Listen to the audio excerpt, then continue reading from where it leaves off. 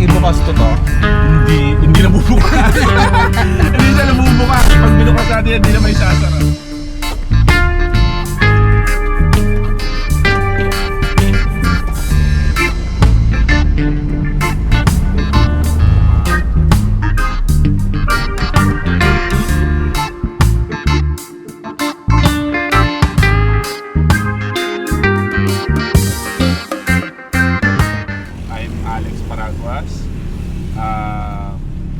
Baguio Volkswagen Club and Pangasinan East chapter member. I own a 1972 Volkswagen Beetle, the Econo one, and this is a gift from my dad. And I had this, I think 2014. Ito yung una na regalo ng papa ko nung graduation ko, and then nakabili pa ako ng tatlo. So meron ako 1966 na Bag-Eye, nagkaroon ako, and then nagkaroon ako ng Brazil, and then nagkaroon ako ng O2, and nabenta ko na yung dalawa. So ito yung for keeps ko kasi may sentimental value, and yung O2 ongoing project car. Ito project car pa rin naman. Feeling ko forever na project car na to eh. Ayun.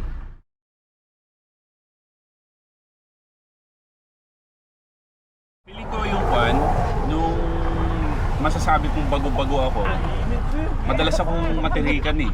Madalas akong matirikan nito. And yung isa sa mga fun moments is pag may kasama ka and then natirikan kayo sa highway, gano'n, kailangan yung itulak. Siguro kung isasama ko na rin yung fun moments and most memorable, ginamit ko to as nung kasal ko. So ito talaga yung sinakyan ko nung kasal ko. Yun yung request ko rin sa misis ko na dapat naka Volkswagen tayo sa kasal. Siya naka Combi, and ako naman ito, tong Beetle ko. Ayun.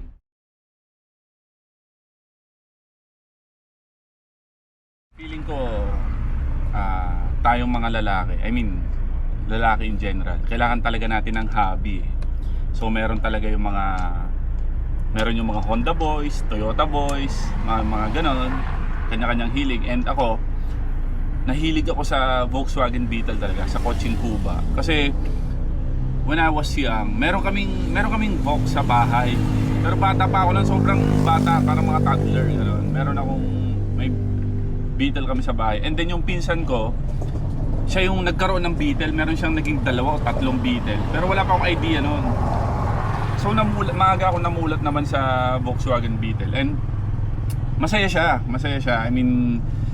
Pag dumadaan ako, pumapasok ko ng office, lahat na nakakasalubong ko nakangiti, mga bata, nagpipendong peace. Parang ang saya magkaroon ng ganito compared sa ibang car. And yung community ng Volkswagen in general is maganda. Nagtutulungan, madaling approachable. Pag may kailangan ka, ang dali nilang sumagot. Pag may kailangan ka, tutulungan ka nila.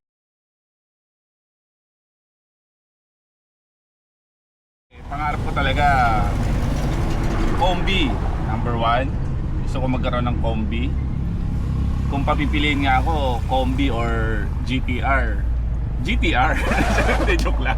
Pero kidding aside, gusto ko magkaroon ng Combi and Karmann Ghia. Yun siguro.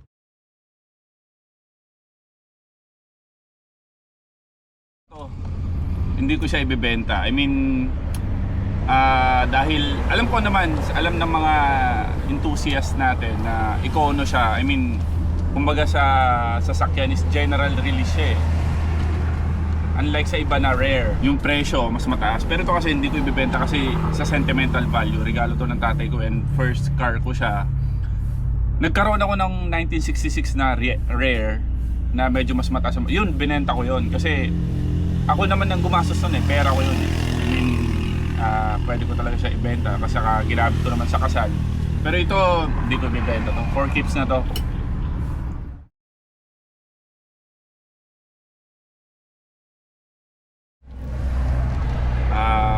Finding the right people, yun yung pinaka the best.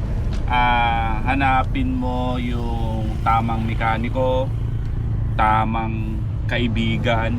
Kasi lahat naman yan, kahit anong hobby or gagawin mo, meron ka talagang, may mga mamimit ka na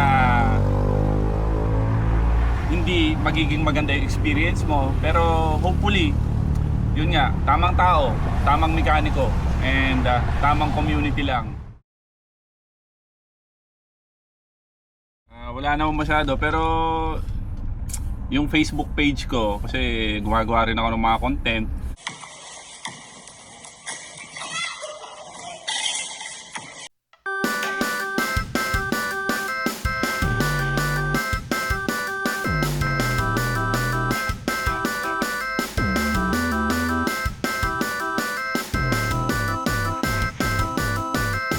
Comedy skits, ganon. Sometimes about the Volkswagen Beetle.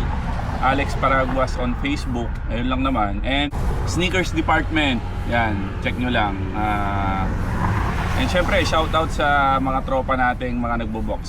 Sa lahat, hindi ko lang magsasabi ng mga chapter. Basta nagkasalubong tayo, busina lang. Ayos.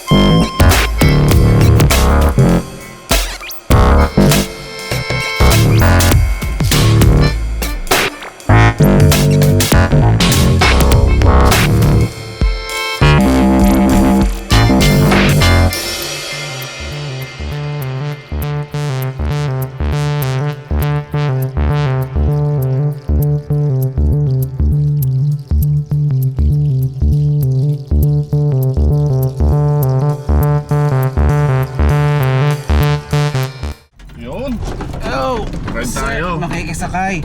Sure. Sir, pwede bang ibukas ko to? Hindi nabubukas. Hindi siya nabubukas. Pag binukas natin, hindi na may sasara.